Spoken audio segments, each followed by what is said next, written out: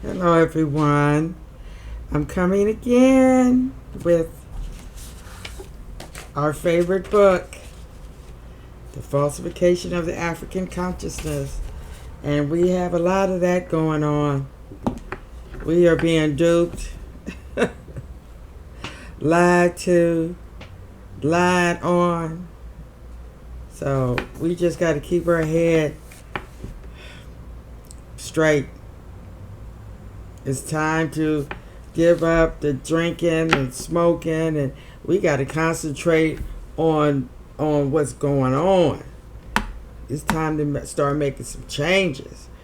It's time to start getting those deaf stores out of the neighborhood and put in some living stores for our kids. If you want to go out there and get that deaf food, go ahead. But our kids need to be able to have access to healthy foods and healthy environments and healthy recreation. Okay. Now, with that being said, I'm going to go on to our book by Amos N. Wilson. You know me, I keep it short, so we're just going to read a little bit and then talk a little bit about what's going on right now. And we left off talking about why study history. And we're going to start on with the Black History Month thing. It says it has become an exercise in the inflation of egos. Okay. And it becomes an exercise that cuts us further off from reality. Excuse me. Wow. Sorry about that. Now, if they talking about society and whole. Now, if they could celebrate our history and see it as something positive, then it means that we are not using it in a revolutionary sense. Now, we know that white people take over everything. They monetize all holidays, down from LGBTQ to Mexican holidays, Italian holidays, German, Russia, everything. They gonna monetize it. They gonna make some money off of it, okay? Okay, because they know we like to use holidays as celebrations, and we like to put up all these decorations and all this stuff, and they got something for you. I'm telling you, when I rode down the street and saw this big old what was it? It was celebrating Easter. I mean, it was a big old balloon, or something that they inflated. I think it was a cross or something, but I'm telling you, I want to see some action.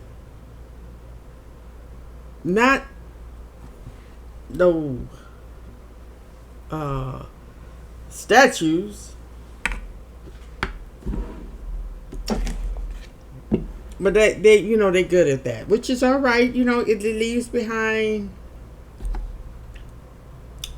evidence that we were here. They've been doing that for centuries.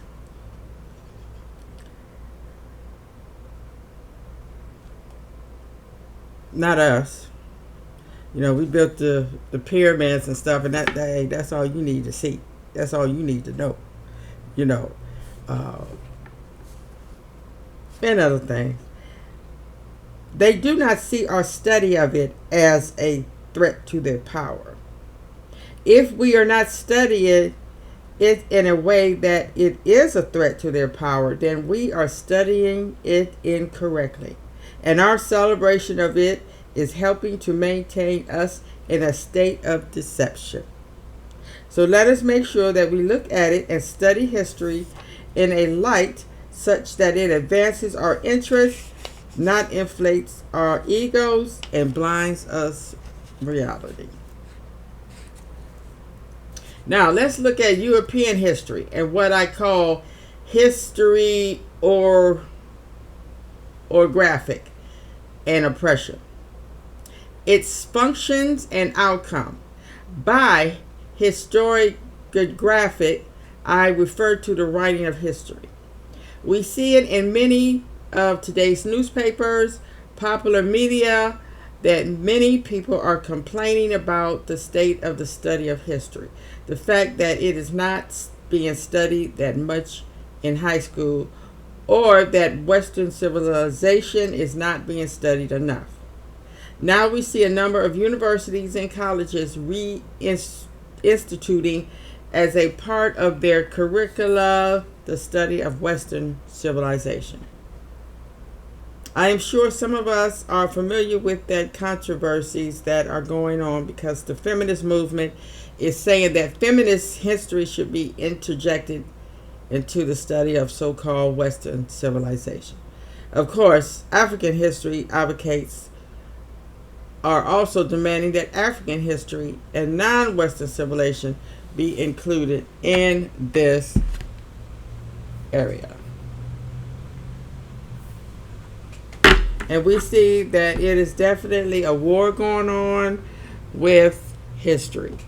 The white families don't want their kids learning African history because when you learn African history, it's somehow going to make their children feel bad,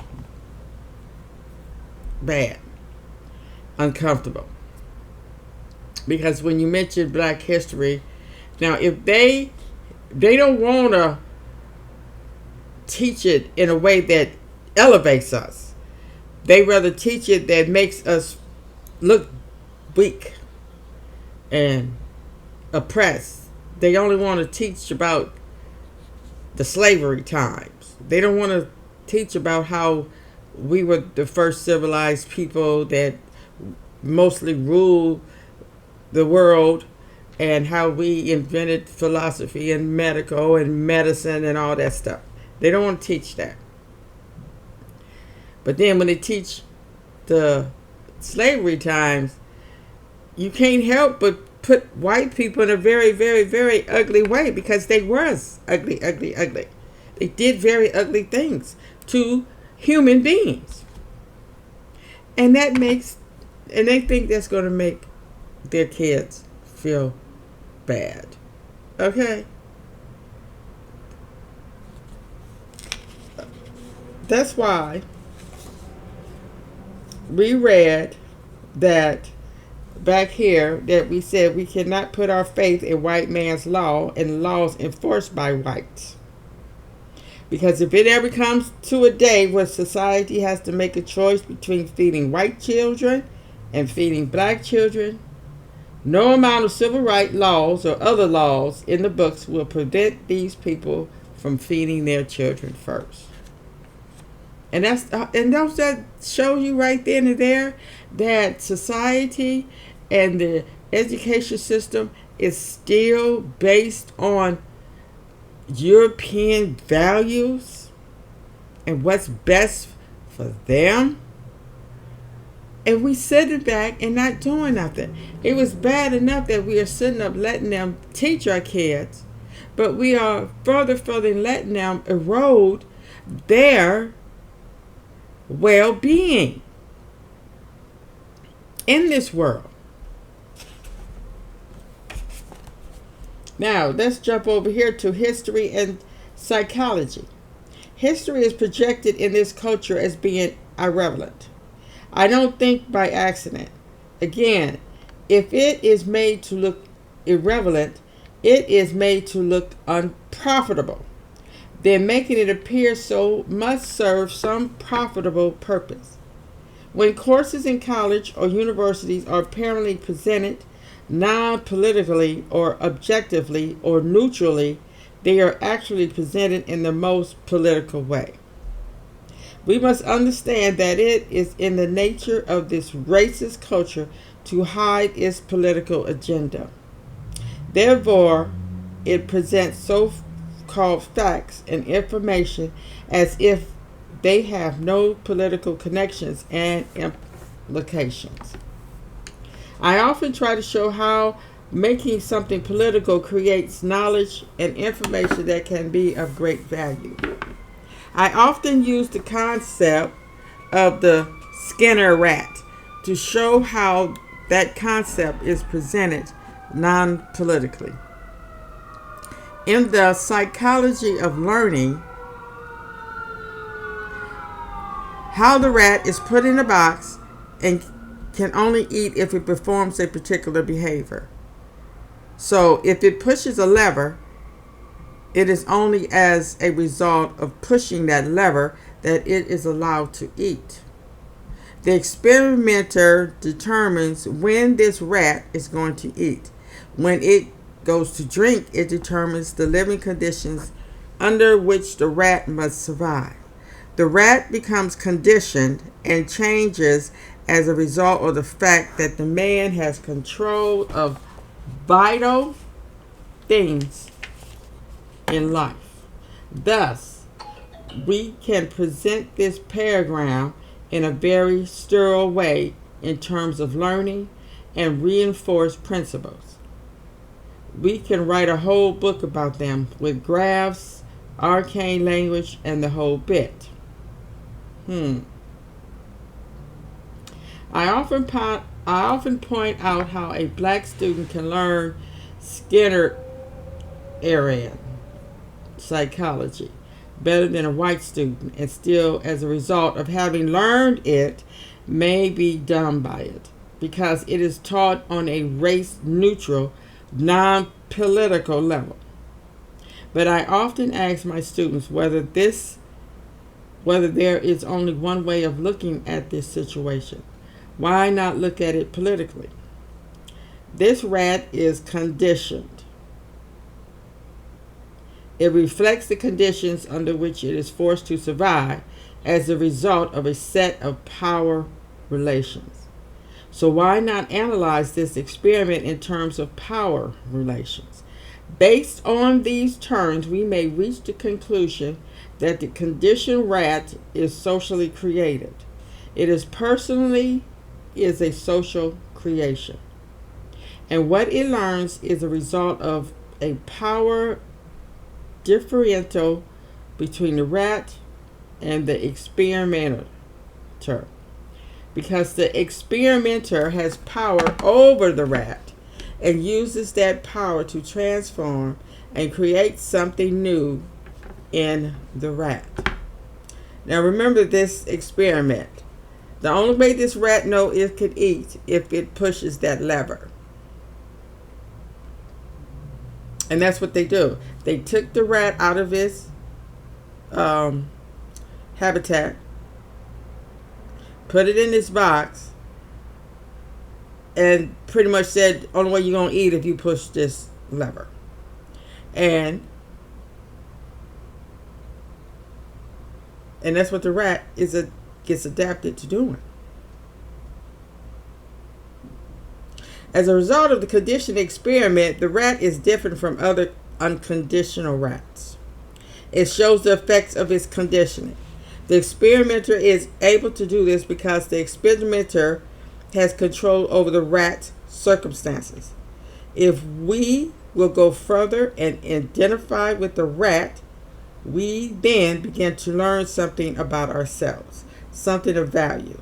We will then have grasped something that can lay the foundation for revolution and change, not a sterile bit of knowledge and information that we can't use.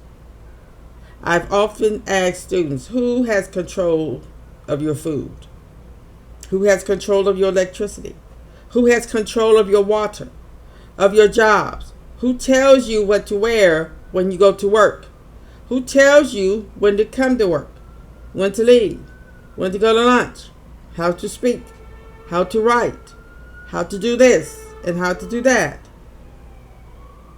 And How are these things taught? And how are they conditioned? It is by reward and punishment. You do this, you get paid. You don't do this, you don't get paid. You get a raise, you get docked. What do we have here? We have the same basic situation and the same basic principles for the conditioning. Rats are now transformed to life in reality itself. Therefore, to live in the ghetto under the power of another people is to be created by that people. To be rewarded or punished by that people, it is to be created by that people. What would happen if these ghettos we live in today are surrounded by a force that blocks the food and the water, cuts off the electricity and other things? What kind of situation would we be in? But even with the water coming in, the food coming in, we are still created and conditioned by the circumstances under which we live. And I want to talk a little bit about that because I notice how a lot of these ghettos is. I've seen documentaries on how they live and the things that go on and the effect that it's having now, and how a lot of these housing apartments are now abandoned, and a lot of them been moved to bring in better neighborhoods, better apartments. I know I could say that now because I never had to live in one, but I still say that it's all our fault because of our being conditioned like this rat. Because instead of making it a better situation, now this is saying that we had no choice because they, conditioned us, and that's what they did. Because if we had been more stronger and kept our neighborhood safe and clean and healthy, we would have raised clean and healthy and disciplined kids, but we didn't do that. And I know a lot of times it's hard to do that when you have to go with work. It's not a father in the home or a working father or an intelligent father or mother. We just let it go. We didn't let it clean. We didn't let it stay clean. We just let it go on. And when you had people come in there, and we didn't make sure that the government who was running these housings make sure that it stayed clean.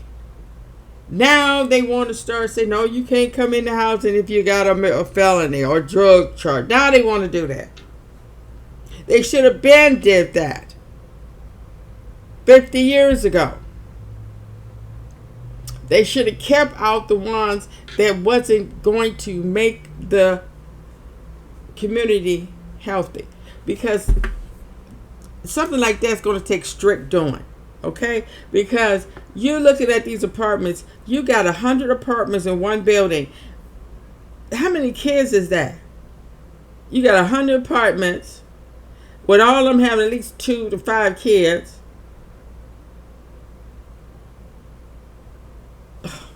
And then they go into these schools that wasn't up to par, that wasn't being ran right. And then you have people in there that some of them paying rent and some not paying rent, some not working. And we sat up there and let the government let this ghettoism fester. And when I hear about all the people that was killed in these housing authority homes and apartments,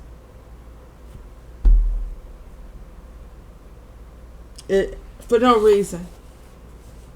And this is exactly what he's talking about right here. This Skinners. Yeah. And believe me, these white people been studying this stuff for ages, because they really look at us like animals. And if you notice, that's how they treat us. And then you have these black people out here that they don't want to be treated that way, so they have to go on to the other side. And therefore, if we wish to change the situation, the conditions under which we live, we must change the power relationship. If we are to prevent ourselves from being created by another people and are to engage in this act of self-creation, then we must change the power relationship. Okay, I'm going to stop there, and I'm going to... boy, this is getting deep. We're going to read some more. Thank you for listening. You all have a wonderful, wonderful day.